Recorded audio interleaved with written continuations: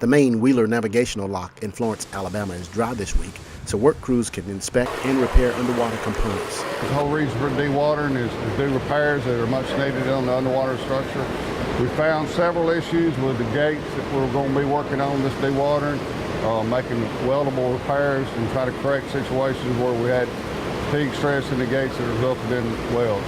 After being lowered into the chamber, structural engineers Corey Morgan and Barney Schulte from the Nashville district led a group charge to virtually inspect the gates, valves underneath the large miter gates, get up close, and make reliability assessments of any required life cycle inspections. We don't have the opportunity to dewater very often, so when we do, we want to make sure we fix any damage we find.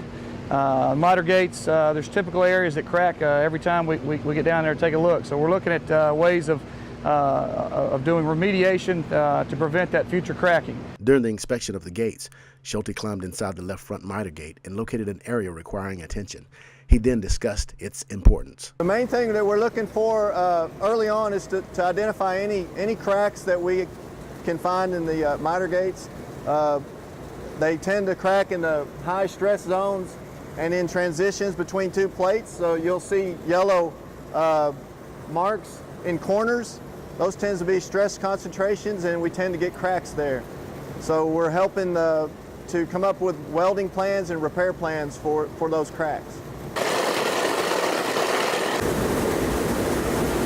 U.S. Army Corps of Engineers Nashville District's employees dewatered the 51-year-old 110 by 600-foot lock and closely inspected the 67-foot miter gates, culvert gates, and all other areas of the lower lock chamber that are normally underwater. We're obviously looking for anything that you can see from the naked eye that doesn't require non-destructive examination.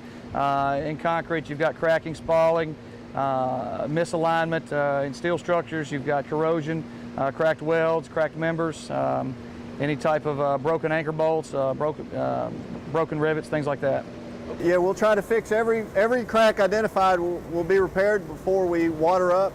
A weld, like some of these welds, could take half a day to repair probably, so it'll probably take a couple of welders the full 2 weeks to get all these repaired. I'm Mark Rankin reporting for the Nashville District from inside General Joe Wheeler Lock in Rogersville, Alabama.